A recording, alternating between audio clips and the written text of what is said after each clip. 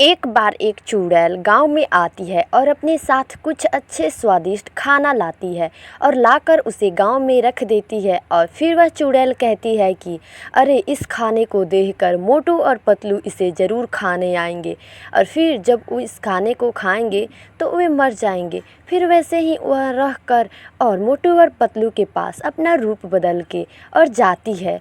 और वह चुड़ैल कहती है, अरे मोटू और पतलू, तुम दोनों को भूख लगी है ना।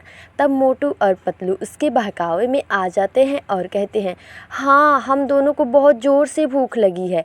तब वह चुड़ैल कहती है, अरे, जब मैं रास्ते में आ रही थी तब हम देखे हैं कि बहुत ही स्वादिष्ट खाना रास्ते में गिरा पड़ा हुआ है।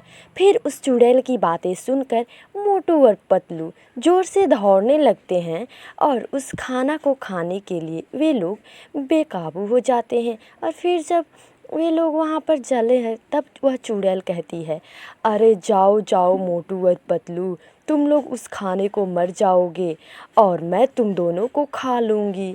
फिर मोटू और पतलू उस खाने के पास पहुँचते हैं। तब मोटू कहता है, पूरे खाने को मैं खाऊंगा, और पतलू कहता है मैं खाऊंगा।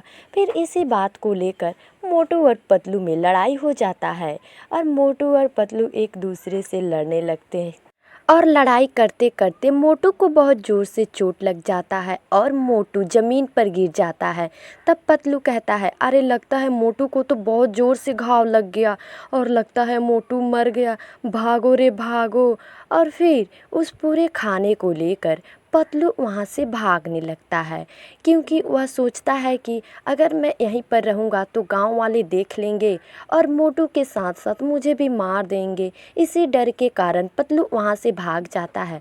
तब वह चुड़ैल खड़ी होकर पूरी कहानी देख रही थी और फिर वह मोटू के पास आती है और कहती है कि अरे, हम ने ये चाल बिछाया था और हम तुम दोनों को मारना चाहती थी, इसलिए मैंने इस बहुत ही स्वादिष्ट खाने यहाँ पर ला कर रख दी थी।